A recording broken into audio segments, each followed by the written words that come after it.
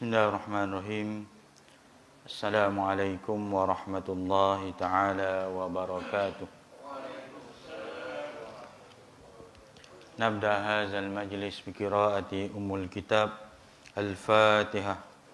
A'udzu billahi minasyaitonir rajim. Bismillahirrahmanirrahim. Alhamdulillahirabbil alamin.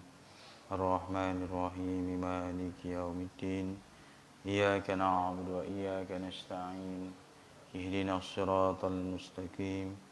Siratal ladzina an'amta 'alaihim ghairil maghdubi 'alaihim waladdallin.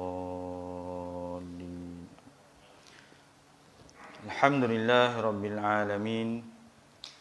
Wassalatu wassalamu ala asyrafil anbiya'i wal mursalin wa ala alihi wa sahbihi ajma'in. Nahmaduhu wa nasta'inuhu wa nastaghfiruh wa na'udzu billahi min syururi anfusina wa min sayyiati a'malina. May yahdihillahu fala mudilla lahu wa may yudlilhu fala hadiya lahu. Arsalahu bil huda wa dinil haqq liyuzhirahu 'ala ad-dini kullihi walau karihal kafirun. Qala Allah Ta'ala fi kitabihil aziz, ya ayyuhalladzina amanu taqullaha haqqa tuqatih wa la tamutunna illa wa antum muslimun. Shadaqallahul azim. Amma ba'd. Tuan-tuan muslimin dan muslimat yang dirahmati Allah Subhanahu wa taala. Alhamdulillah, marilah kita sama-sama rafakkan setinggi-tinggi syukur kehadrat Allah Subhanahu wa taala, berikan kesempatan kepada kita malam ini dapat bersama-sama berhimpun untuk melaksanakan solat fardu maghrib berjamaah. Dan kita bersyukur kepada Allah Subhanahu wa taala walaupun kita berada dalam situasi PKPB, Perintah Kawalan Pergerakan Bersyarat, namun masjid dan surau masih lagi dibuka untuk amalan-amalan solat fardu, dan yang terkini untuk semua aktiviti masjid dan surau. Termasuklah sebelum ini tidak dibenarkan aktiviti pada waktu kuliah duha, kuliah asar, waktu siang ni. Sekarang kita dah benarkan. Dan tidak ada lagi bilangan had yang sebagaimana sebelum ini. Sembahyang fardu sebelum ini had 40 orang. Dan sembahyang Jumaat pun hadnya 40 orang sebelum ni. Alhamdulillah, kita bersyukur kerana diberikan arahan yang terbaru, kita tidak ada bilangan had tersebut. Jadi ambil kesempatan ni tuan-tuan. Kita tak tahu, bilangan kes tak menentu dah sekarang. Semalam 600 lebih, hari ni naik balik 1,200. Jadi kita janganlah mengharapkan, insya-Allah betul kita mengharapkan benda ni supaya mudah-mudahan akan kembali kepada sedia kala. Namun dengan situasi yang kita sedia maklum ini, gunakanlah kesempatan kita, masjid, surau dibuka luas ni, masih dibuka ni. Bagi zon kuning dan zon hijau. Berbanding mereka yang berada di zon merah, tuan-tuan. Ada beberapa tempat dalam negeri kita yang berada dalam zon merah yang masjid untuk sembahyang Jumaat tak ada. Sembahyang fardu pun limit. Kata saya 6 orang sahaja. 6 orang saja. Apa tuan-tuan? Kita ni ramai-ramai ni 6 orang je. Kalau zon merah lah. 6 orang sahaja yang boleh. Kita syukurlah, guna kesempatan yang ada ni tuan-tuan. Jangan sampai satu masa nanti, masa tu kita barulah Allah nyesal aku tak pergi nak masjid, aku tak pergi surau, ambil kesempatan nak pergi. Inilah ruang yang ada, kita ambil dan gunakan kesempatan. Ya, mudah-mudahan Allah Subhanahu Wa Taala memudahkan segala urusan kita, terutamanya yang berkaitan dengan masjid dan juga surau. Ya, penuhkan ruang-ruang yang ada. Ya, kita sedih kadang-kadang tuan-tuan. Ya, Allah uji dengan ujian yang berat macam ni pun ada kalanya kita masih lagi ambil indah dan tak indah. Ya, khususnya dalam nak memastikan masjid dan surau itu sentiasa berada dalam keadaan imarah, terutamanya pada sembahyang fardu dan juga pada majlis-majlis ilmu. Tuan-tuan yang dirahmati Allah Subhanahu Wa Taala, alhamdulillah, insya-Allah malam ni kita sambung kuliah kita, iaitu kita masuk pada muka surat 95, muka surat 95 perenggan yang kedua. Ya, kita masih lagi berada dalam surah Al-Infitar. InsyaAllah malam ni kita sambung pada ayat yang ke-6 sehinggalah ayat yang ke-8 jika kesempatan masa kita akan sampai ayat ke-8. Ya. Baik. Allah Subhanahu Wa Taala berfirman ayat yang ke-6, ya. Ya ayyuhal insanu ma gharraka birabbikal karim alladhi khalaqaka fasawwaka fa'adalak. Ayat 6 hingga 7. Yang bermaksud, wahai manusia, apakah yang telah memperdayakan kamu, yakni berbuat derhaka terhadap Tuhanmu yang Maha Pemurah, yang telah menciptakan kamu lalu menyempurnakan kejadianmu dan menjadikan yakni susunan tubuhmu seimbang. Ya. Allah Subhanahu Wa Taala memberikan satu ayat persoalan kepada kita. Sedangkan ayat ini bukanlah bermaksud Allah menginginkan, betul Allah suruh kita taat kepada dia. Taat kepada Allah Ta'ala. Memang itu perintah Allah Ta'ala. Tetapi bukanlah bermaksud Allah sangat memerlukan ketaatan dari hamba-Nya. Itu dua ayat yang berbeza. Makna kata, kalau kamu semua tak taat pada aku pun, Allah kata, tak ada jejaskan kemuliaan Allah pun. Kalau semua manusia yang aku ciptakan ini, sekalipun tak taat pada aku pun, walaupun aku seru supaya taatlah kepada perintah aku, bukan bermakna kalau semua tak taat kepada aku, kemuliaan Allah akan turun. Ataupun izzah Allah Ta'ala itu akan berkurangan. Tak. Kerana Allah Subhanahu Wa Ta'ala sekali-kali tidak memerlukan pertolongan hamba-Nya. Ya. Sebaliknya kitalah yang mengharapkan pertolongan Allah Subhanahu Wa Ta'ala. Tapi kita kena ingat ayat yang Allah Ta'ala sebut ini nak membawa maksud bahawa ketaatan daripada kamu kepada aku itu bukanlah untuk aku, tetapi untuk kamu sebenarnya, untuk kita manusia. Ya. Sebab apabila kita mentaati Allah Ta'ala, maka manfaat itu akan kembali kepada kita, bukan kepada Allah Subhanahu Wa Taala. Kerana Allah Subhanahu Wa Taala tidak memerlukan hamba-hambanya. Kitalah yang hamba yang lemah, tuan-tuan. Ya. Jadi Allah Ta'ala sebutkan, apakah ma gharraka bi rabbikal karim? Allah Ta'ala dah bagi macam-macam dekat kita, tuan-tuan. Tapi apa benda lagi yang menyebabkan kamu derhaka kepada aku, kata Allah Ta'ala. Macam-macam aku dah bagi. Pada diri kita sahaja, tak payah kita fikirkan yang sekeliling. Pada diri kita sahaja Allah dah bagi macam-macam. Nikmat yang ada pada diri kita sudah pasti yang terbesar nikmat iman, nikmat Islam. Itu yang cukup bernilai. Kemudian apa lagi? Nikmat kesihatan. Kita, Allah bagi sihat walaupun umur agak lanjut, tetapi Allah bagi kita sihat. Apa buktinya? Kita dapat melakukan ibadah kepada Allah Ta'ala dengan dengan tenang, dengan sempurna. Boleh datang masjid, boleh datang surau. Allah bagi apa lagi? Allah bagi pada kita nikmat ni, panca indera ni. Huwallazi akhrajakum min butuni ummahatikum la ta'lamuna syai'a.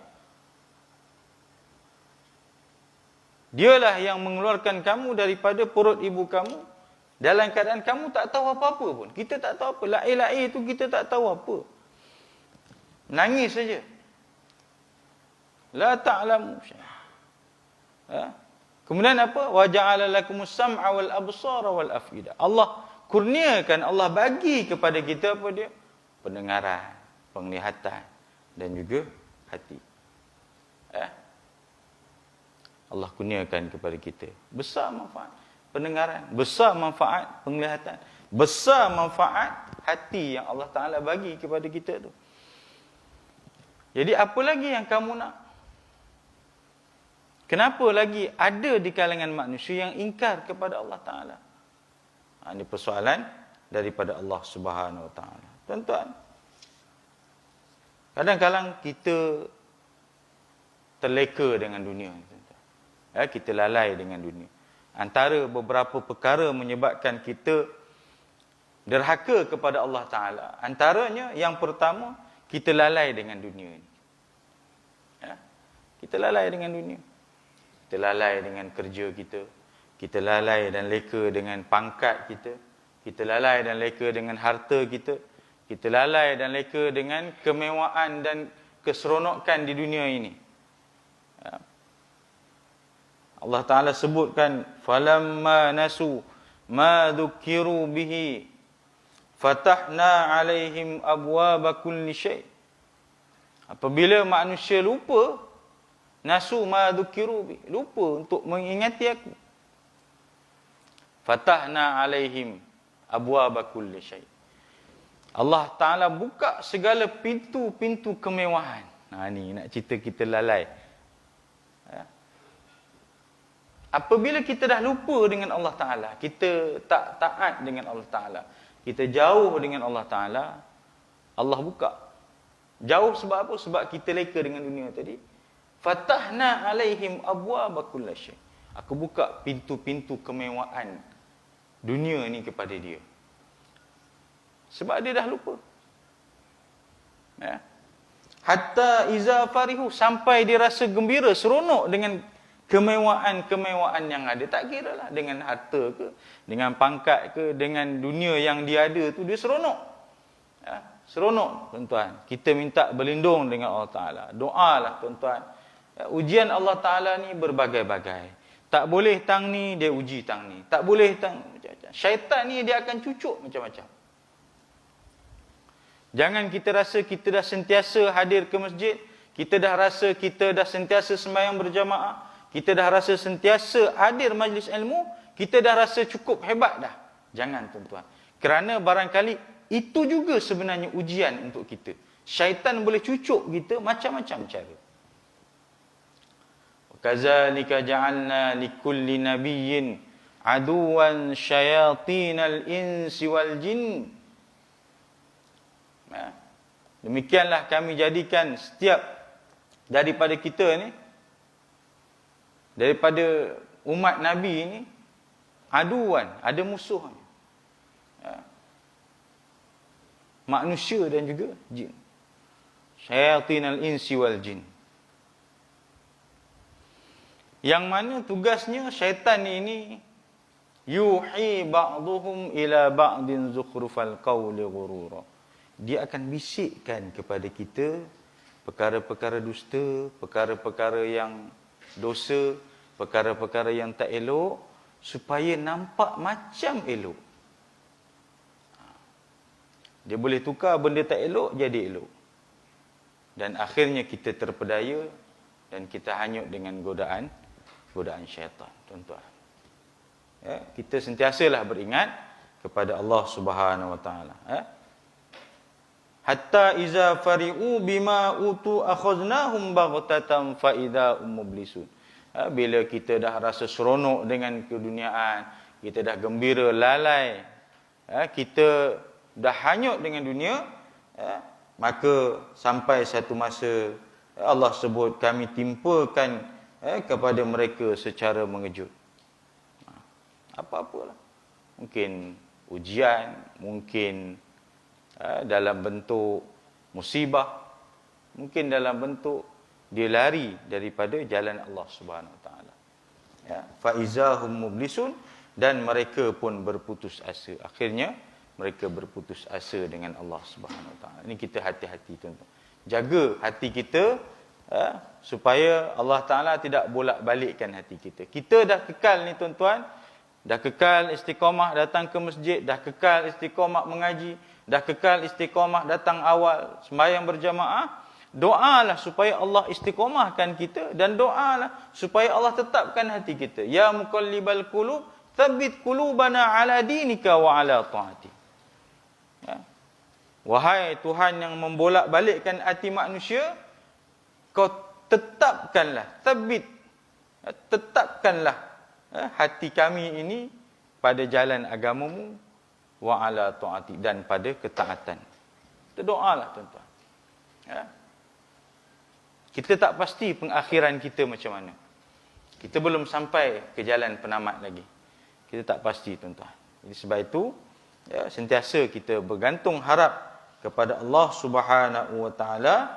Mudah-mudahan Allah Subhanahu Wa Taala ini akan sentiasa membimbing kita. Tuan-tuan, ada kala Allah Taala membiarkan kita terkapai-kapai. Ya. Mungkin ada yang pernah rasa lalui. Terkapai ni maksudnya dia dah tak ada tempat dia nak bergantung, habis dah. Nak minta tolongan ni. Memang Allah Taala ada kalanya dia membiarkan kita begitu dengan sebab apa? Supaya manusia itu akan kembali kepada Allah Taala. Dah habis ikhtiar dah. Tak ada apa dah yang dia boleh dapat. Dia akan balik kepada Allah Taala. Angkat tangan, ya Allah, aku dah berusaha berbagai-bagai, ya Allah. Namun aku takkan berputus asa, dan aku tahu Engkau sentiasa ada. Sebab itu ayat yang Allah Ta'ala sebut bahawa fa inni qarib itu, wa iza sa'alaka ibadi anni, apabila hamba-Ku bertanya kepadaku, fa inni qarib, jawablah bahawasanya sesungguhnya aku ni dekat dengan kamu. Soal doa kita diterima atau tidak, dimakbul atau tidak oleh Allah Ta'ala, itu cerita kedua. Yang penting kita kena rasa fa inni qarib itu Allah bersama-sama dengan kita. Supaya kita nak letakkan diri kita pada landasan tidak derhaka kepada Allah Ta'ala. Sampai tahap tu tuan-tuan, Allah bagi kita macam-macam kita yang Allah Ta'ala bagi kepada kita nikmat, sampai ke peringkat kita kesusahan, Allah kata jangan risau, aku dekat dengan kamu. Itu pun masih lagi manusia nak derhaka kepada Allah Subhanahu Wa Ta'ala. Apa lagi? Allah tanya, apa yang menyebabkannya? Baik, maksudnya wahai manusia yang mengetahui kesudahan alam, apakah yang memperdayakan kamu dan menjadikan kamu berani menderhakai Tuhanmu yang mulia, yang memberi nikmat kepada kamu di dunia ini? Hari ini orang sibuk pasal skema. Skema. Orang risau. Kena tipu. Macam-macam skema hari ini tuan-tuan. Ada skema tentang apa ni, cik ada kesalahan denda tak ni perlu bayar, kalau nak kena selesaikan ni cik kena bayar sejumlah wang apa semua. Nanti cik bercakap dengan pegawai penyiasat saya, ada pun sambung. Bila cakap ni gaya macam real lah. Ada skema dalam bentuk menipu dari sudut barang pos. Cik, ni ada barang cik yang cik apa ni order ni, tapi dia tersangkut dekat apa ni sekian-sekian tempat ni, cik kena bayar sejumlah wang baru boleh.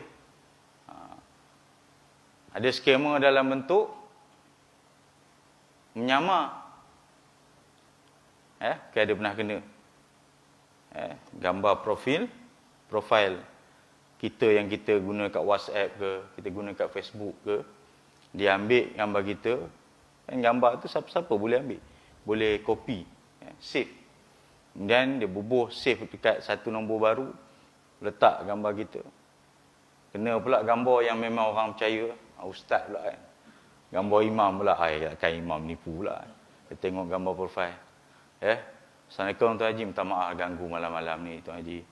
Saya sebenarnya terdesak ni, saya kata. Semalam saya ada tempah kitab. Cerita buat kitab confirm lah, dia kata ni imam betul ni.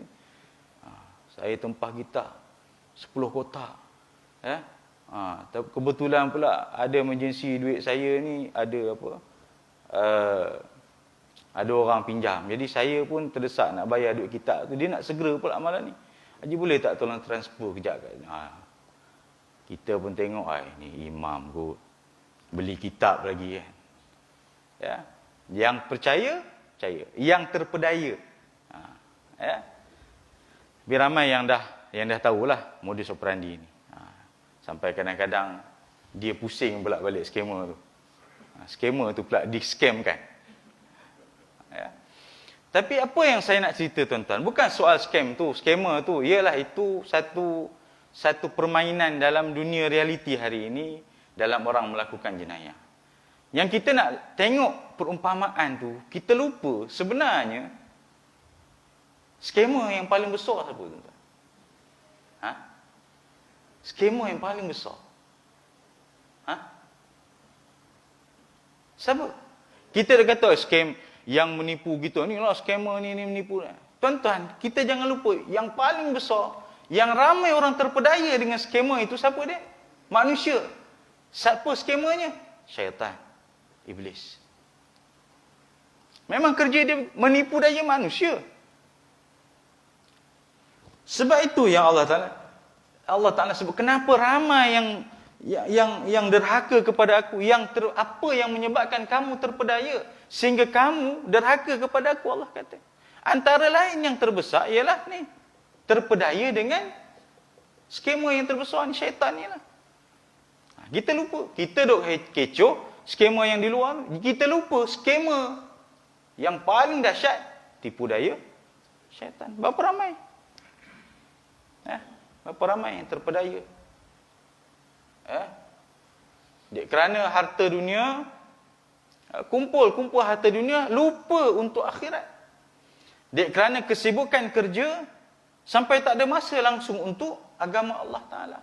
Sembayang tak punya masa, nak ke masjid tak punya masa, nak ke dengar majlis ilmu tak punya masa. Banyak benda yang kita tak punya masa.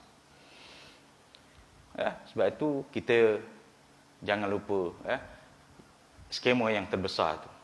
Dia boleh memperdayakan kita tanpa kita sedari. Bahkan punya dahsyatnya skema yang itu, sampai dalam masjid ni pun dia boleh scam kita. Tara kita duduk dalam masjid, duduk dalam majlis ilmu pun kadang-kadang kita terpedaya dengan godaan syaitan. Nak goda kita jangan datang masjid, kita datang juga. Nak goda kita, janganlah kau dengar majlis ilmu, kita duduk juga. Walaupun tadi gaya-gaya macam dah nak balik. Tapi tak apalah, tengok ramai malam ni aku duduk lah. Kalau malam tak ramai aku balik lah. Jadi apa dia goda? Ni cuaca kat luar sejuk ni, ada embun.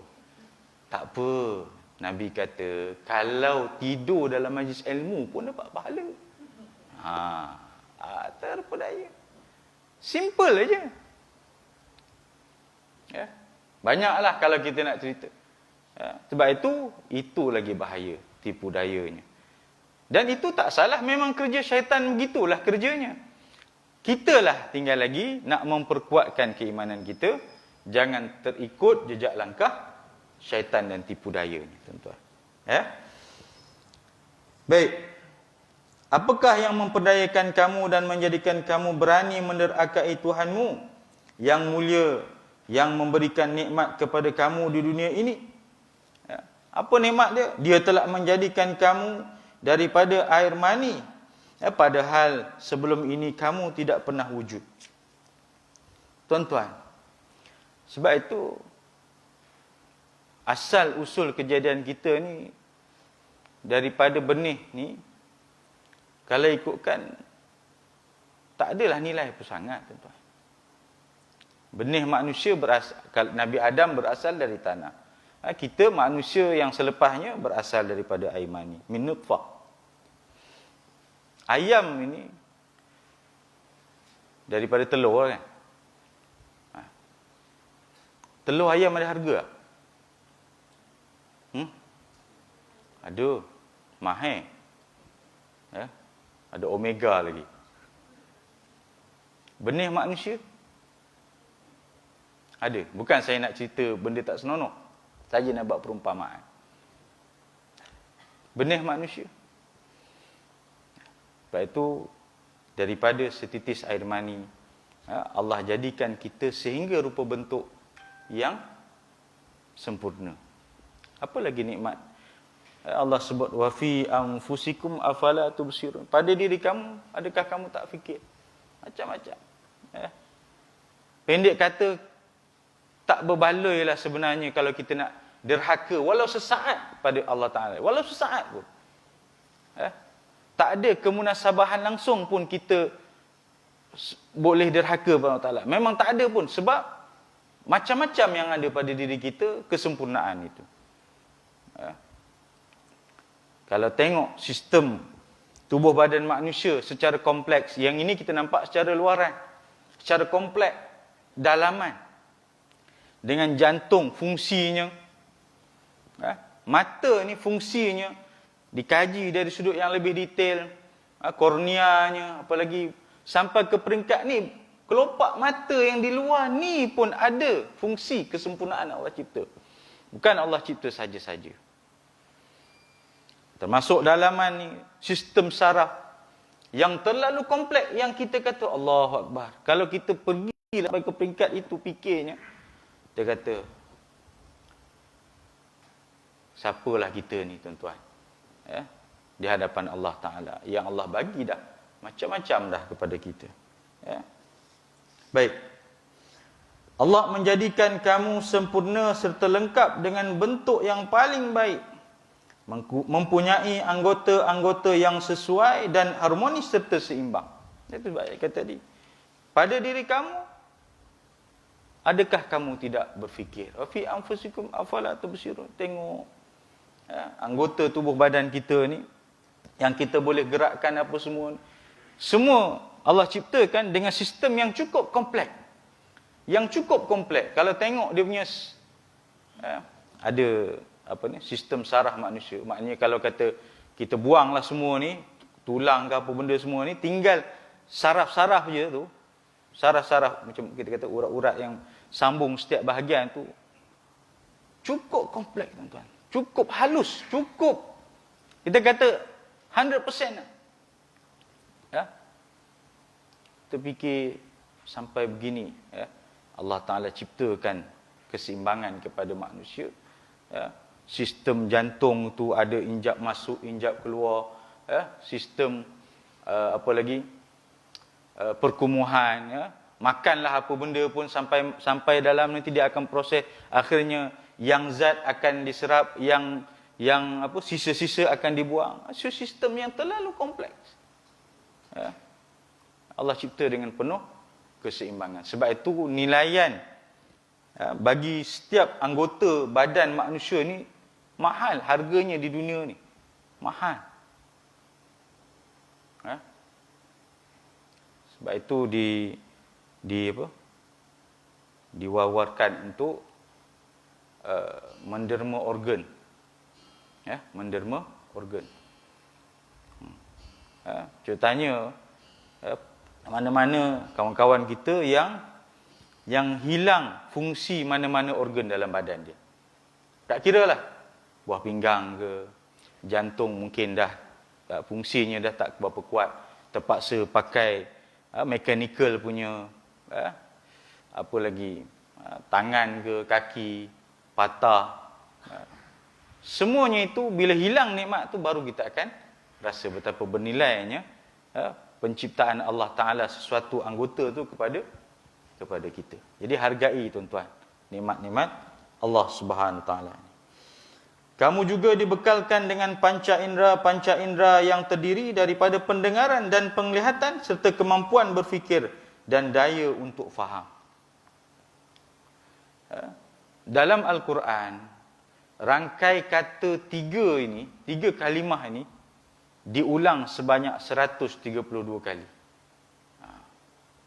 Apa rangkai kata dia? Wa ja'ala lakumus sam'a wal absara wal afidah. Ada ayat lain disebut innas sam'a wal basara wal fuada. 3 ni.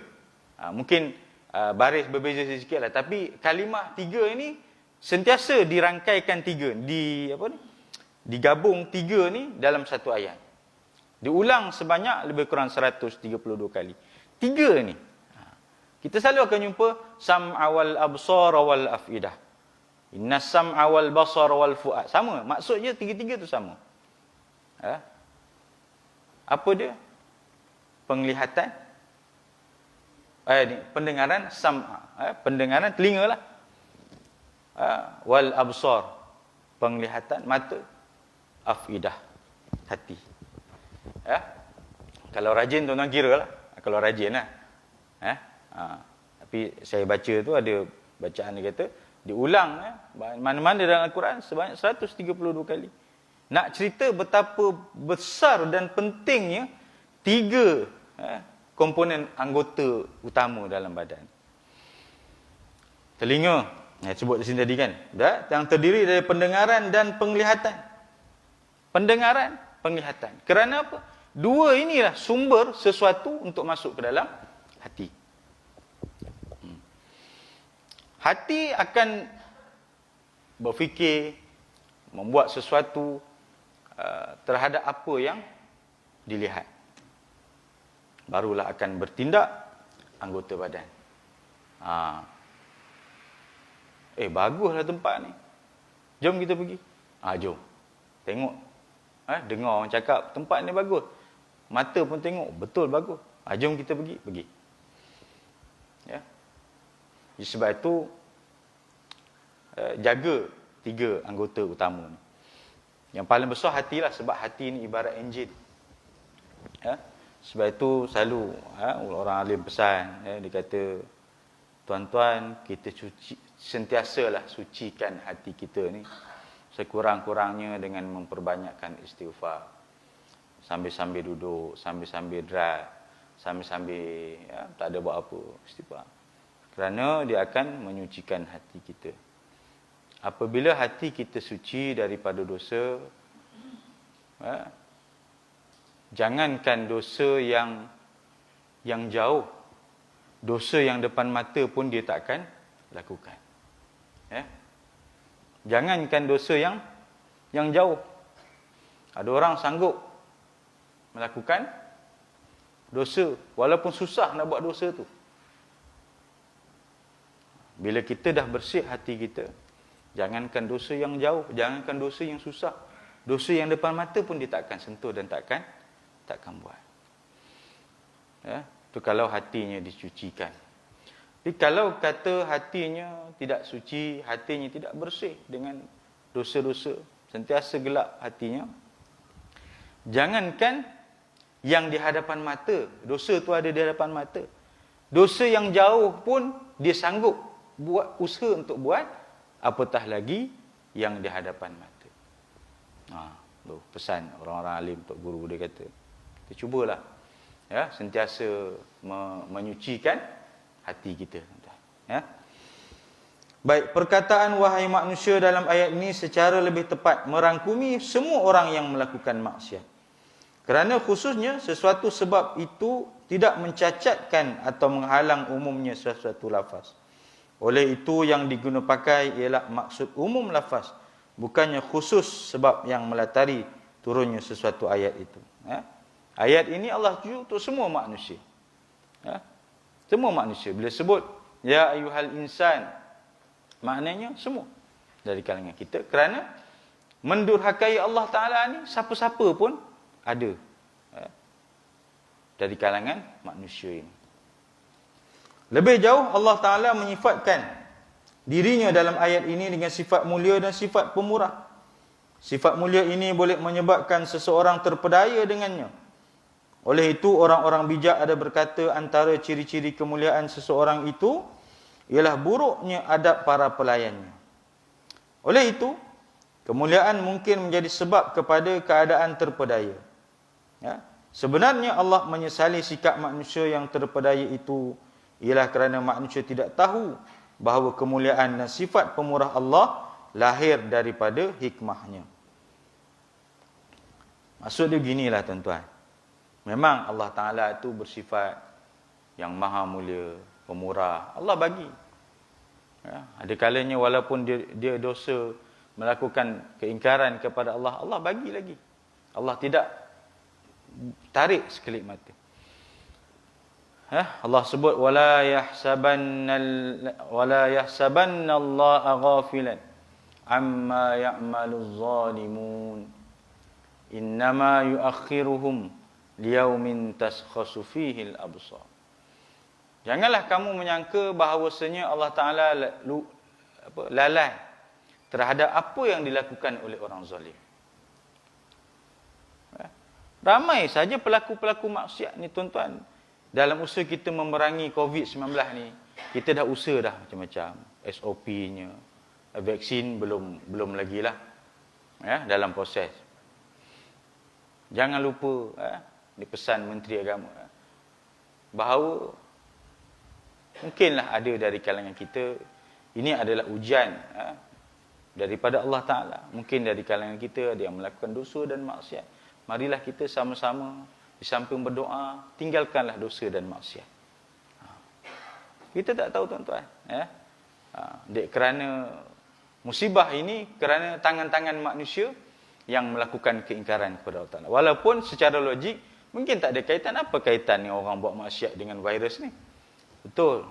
Tapi kita jangan lupa, musibah itu datangnya daripada Allah Ta'ala, hasil daripada tangan-tangan manusia juga yang melakukan keingkaran kepada Allah Ta'ala. Baik. Allah Ta'ala maha pemurah, Allah Ta'ala macam-macam. Allah Ta'ala kata, wala yahsabanna Allah ghafilan amma ya'maluz zalimun. Jangan kamu menyangka bahawa Allah Ta'ala ni lalai, leka tentang apa yang dilakukan oleh orang zalim. Ya Allah, ramainya orang yang melakukan dosa atas muka bumi. Ramainya orang melakukan maksiat atas muka bumi ini. Kenapa masih lagi diberikan ruang orang-orang yang melakukan dosa dan maksiat ini? Allah sebut, aku bukan lalaikan mereka.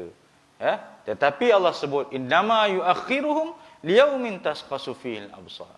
Aku akan tangguhkan sehingga satu masa nanti yang mana mereka sendiri akan terbeliak melihat apa yang Allah Ta'ala akan bagi balasan. Itu peringatan kepada Allah Ta'ala. Baik.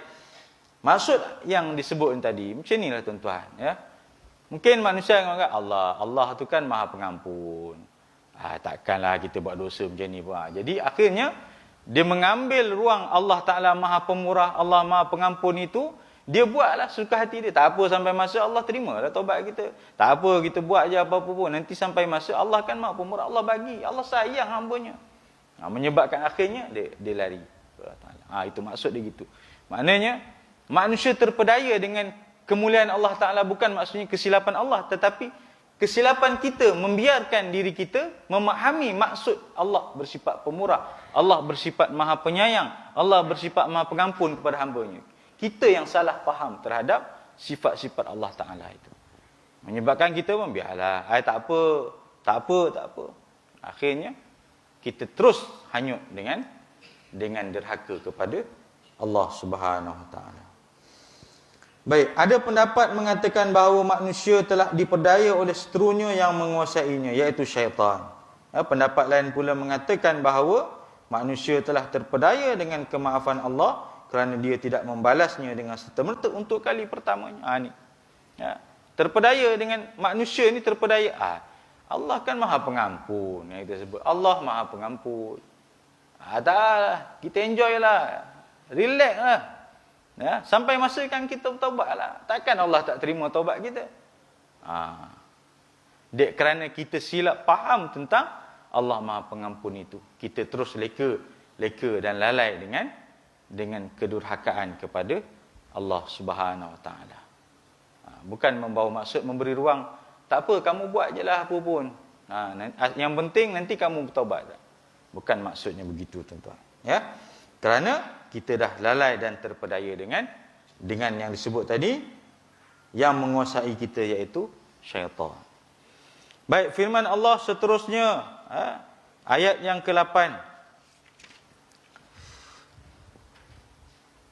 Fi ayyi suratin ma syaa rakkaba.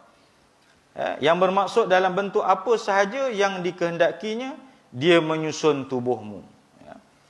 Allah menjadikan kamu menurut susun bentuk yang dikehendakinya. Allah cipta kita ni, tuan-tuan. Dalam surah Al-Mu'minun, boleh baca bagaimana Allah cipta satu persatu proses kejadian manusia. Daripada nutfah, kemudian jadi segumpal darah, kemudian jadi segumpal daging, kemudian membentuk tubuh manusia yang sempurna. Semua tu proses yang Allah ciptakan mengikut susunan aturan Allah. Dan lebih cantik, lebih bagus lagi, bagaimana Allah susun tu cantik dah. Bila lahir je, nanti akan keluar anak ni, ini muka mak dia lah. Ni ada irah-irah muka ayah dia. Sebab itulah kesempurnaan Allah Ta'ala dalam menciptakan manusia. Biasanya dia takkan lari, paling-paling tidak dia akan pergi. Ini muka atuk dia. Takkan keluar-keluar pula. Ini muka jiran sebelah ni. Itu lain macam. Memanglah kalau kita kata, ini muka ayah, memanglah dah memang itu mak dia. Dah itu ayah dia, dah itu atuk dia. Tak tumpah mak ayah, mungkin tumpah pada atuk. Tak tumpah atuk, mungkin kadang-kadang nenek, mak saudara. Takkan pergi kepada yang lain. Dan kesemua tu kita tak minta. Ada tuan-tuan doa, ya Allah, ya Tuhanku, nanti anak aku lahir, nanti kau bagilah muka macam muka aku, jangan muka isteri aku.